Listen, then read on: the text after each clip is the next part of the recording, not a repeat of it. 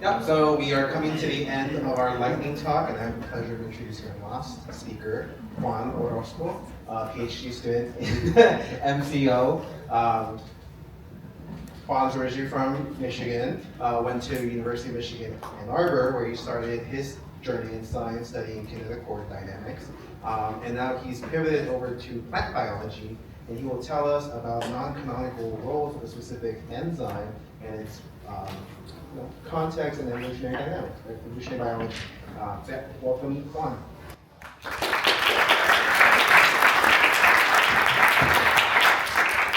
Thanks so much. I hosted his research. I don't know if I can know all that about me, but yes. So I'm going to start with who I am. I don't know if you just introduced me, but I'm also going to say I'm Juan Orozco, they, him pronouns, and I'm originally from Detroit, Michigan.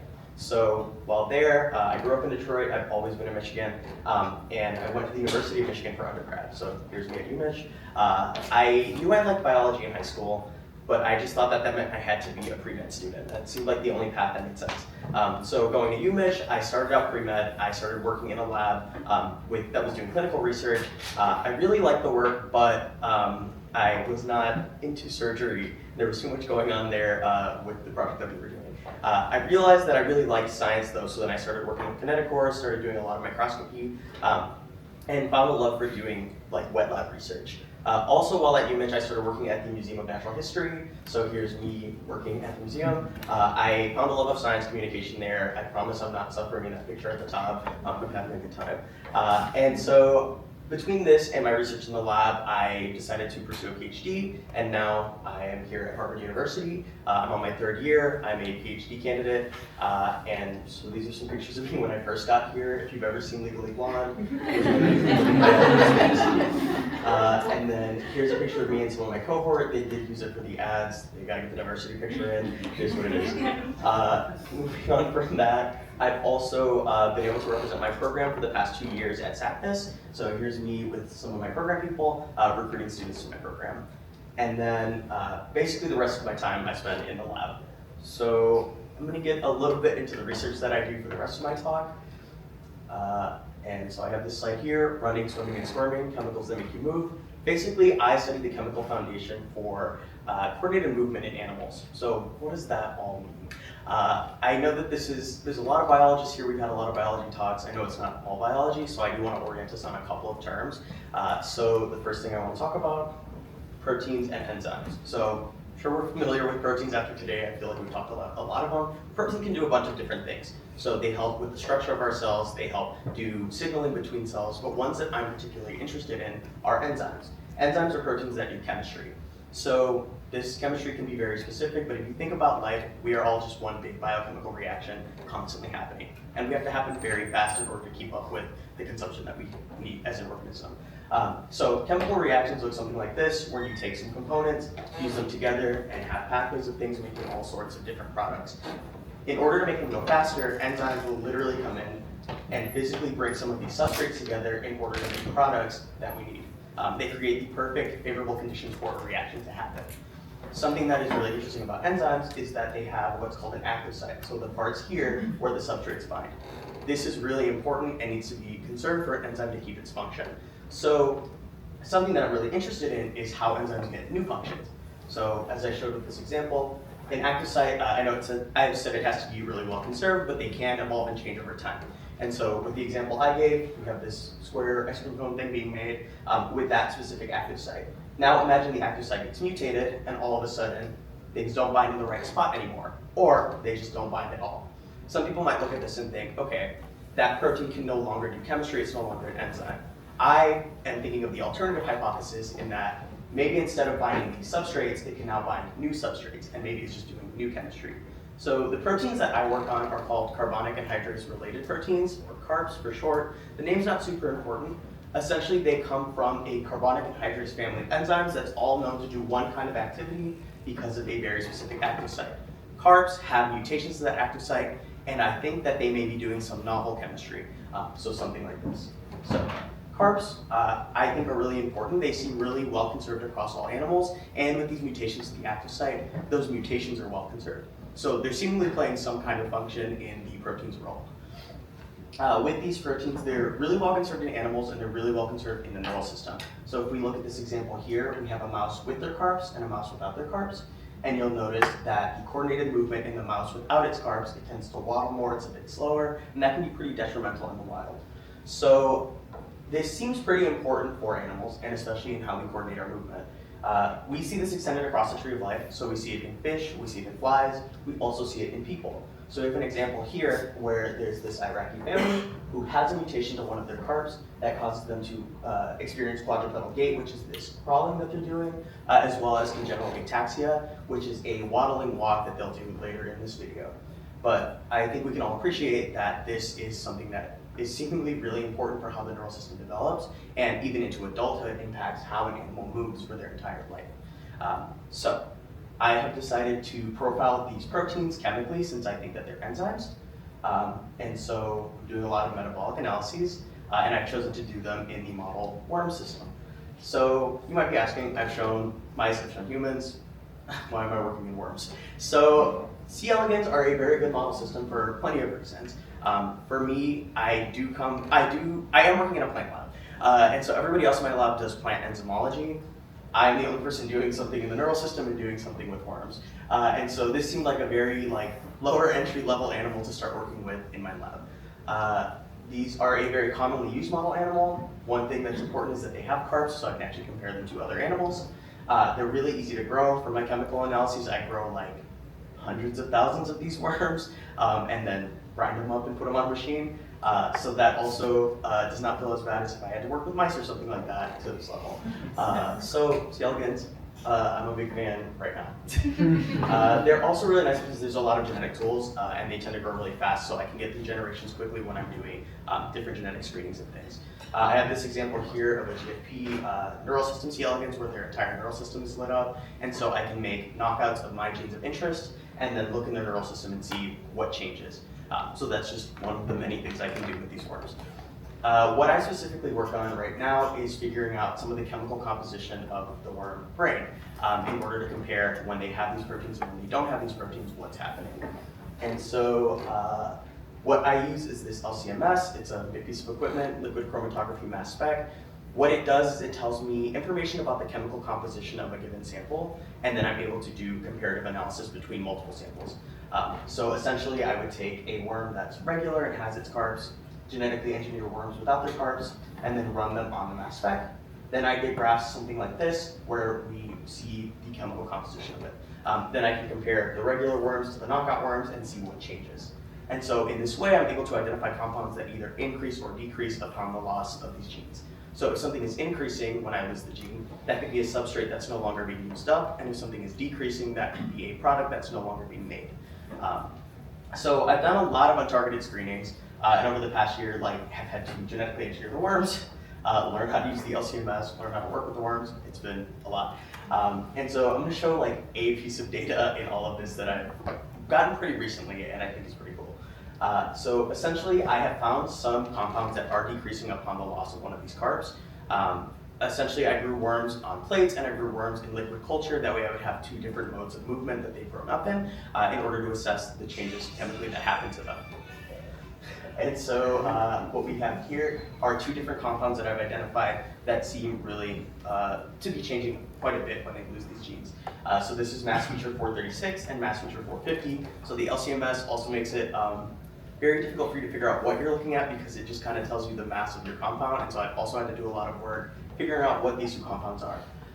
But the graphs I'm going to show have my wild type animal that has their carbs, a knockout animal that doesn't have their carbs, and then a blank. And what we've seen is with the abundance of these molecules, you can see when the worms are crawling for their entire life, there is a decrease of this compound, about a twofold change. It's not too crazy, but all of a sudden when I put them into a liquid culture and they start swimming, we see about a tenfold decrease in these compounds that we made. And so it seems like that metabolism is really being impacted by these carbs, especially upon heavy movement. Again, we see the same thing with this 450 compound, where it is much more drastically different in swimming condition. So with this information, I know I mentioned that enzymes have very specific substrates and products, And now I'm showing you two different things upon the loss of one gene, so it's like, how can I associate these things? Enzymes can also have promiscuity. And so with these two different compounds, I think that they are these two compounds, which I think we can see look pretty much identical, aside from this methyl group at the end. And so it is likely that they could be working on multiple things that are very similar. These two compounds come from a class of compounds called glycerophospho and acyl ethanolamines, say that 10 times fast, so GPNAEs. And they're involved in energy metabolism, but they can also be broken down into neural signaling molecules. So I think that these compounds come from something that is neurally relevant. So this is something that I need to follow up on, but I am getting hits finally from this huge untargeted screen that I've undertaken. And so just very brief future directions. I've mentioned how I found decreasing compounds. I need to find some increasing compounds, right? And so the reason I think I haven't seen these yet, because it's been so untargeted, now I have something that I can actually fish after. When you run LCMS, you kind of have a bunch of different columns and different solvents that you can resolve different compounds in. And so I might just be missing the things that are increasing in the system. So keeping an eye out for those. I'm also planning to do some in vitro assays. I've very recently been able to start purifying the protein, and so I'm hoping to get the protein pure and then take some of these potential substrate ideas that I have, put them with the protein and see if I see a chemical reaction on the LCMS. And then finally, I'm trying to do some neural structural analysis, because in other animals, we see the neural system and particularly how the neurons interact with each other change when you lose your carbs. And so I'm trying to see if that is the same thing in worms. So with that, I would like to thank my lab. I would like to also thank a bunch of other labs that have helped me do this undertaking. And I'd like to thank you all for organizing this conference, as well as listening to me talk about my works.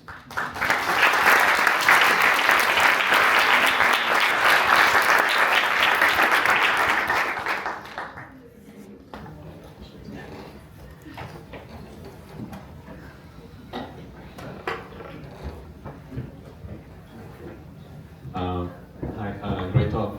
I was curious about the, I guess, know a little more details about carbs. Are they particularly enriched in some tissues, or like, I guess you focused a little on like neural tissue? Yeah, so so some particular enrichment in the neural tissue. Yeah, so they're mostly in vertebrate animals. They're very particularly expressed in the cerebellum and in Purkinje cells, which are the final step where all of the motor coordination happens. In C. elegans, there are a few particular cells where they are more highly expressed. They seem to be pretty generally expressed in the C. elegans neural system. They also don't have a cerebellum, so their neural system is only semi-comparable to ours, but I do think with these same mutations that they've contained this entire time, I think that they're probably serving the same function across animals. Okay, very nice talk. Thank you very much. Yeah. Do you know if part of the phenotypic effect is transcriptional, and do you know if these compounds are basically recognized by nuclear hormone receptors? I know that C. elegans has 284 of those, and they bind lipid ligands, so it could be a transcriptional effect. See, I'm not sure about that. I really, this is super new to me, but I know that these GPNAs are involved in a lot of just energy metabolism, but they can be involved in a variety of places in the cell. I've seen a lot of stuff in the mitochondria, so I'm not sure about transcriptionally. I do know that there are a couple of different pathways that make these GPNAs, and that is also pretty understudied, and so there's really there's not much known about them. But I'll keep an eye out for that. Thanks.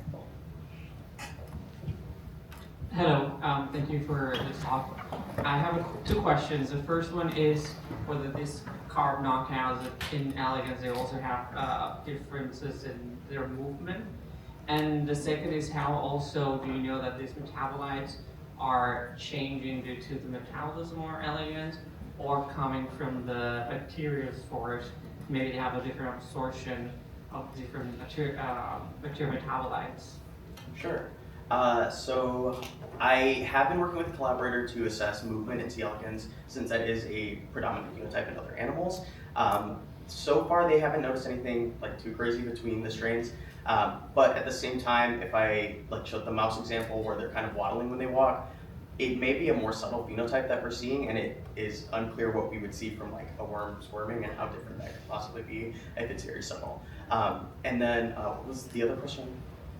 About the E. coli as a source for Yes. E. coli. Sure. So I have fed them different food strains of E. coli. There's plenty of different ones at T. elegans you eat. I've tried 2 different ones, and I get the same profile regardless of them, and they have both unique chemical compositions.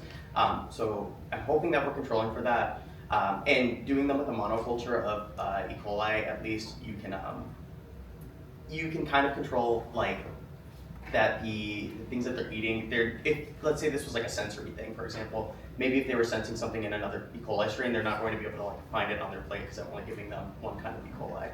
There are assays that you can do where you sort of grow a bunch of E. coli, like kill it or fix it in some way, and then the worms eat that, so it becomes like metabolically inactive, but it's still a food source. Obviously, it still contains whatever it contains, but that could be something I undergo to like more specifically process out. One more question?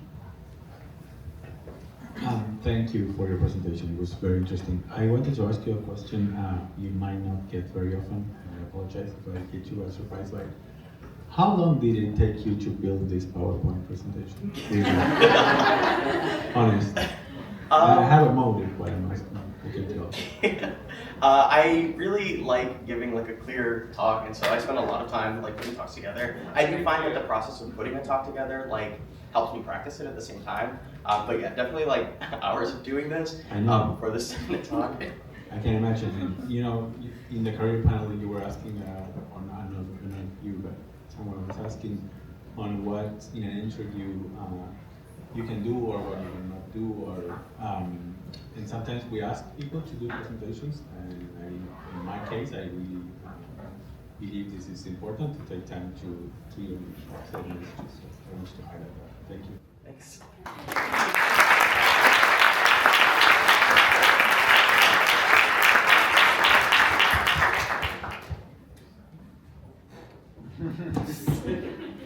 Let's just give our speakers one more round of applause.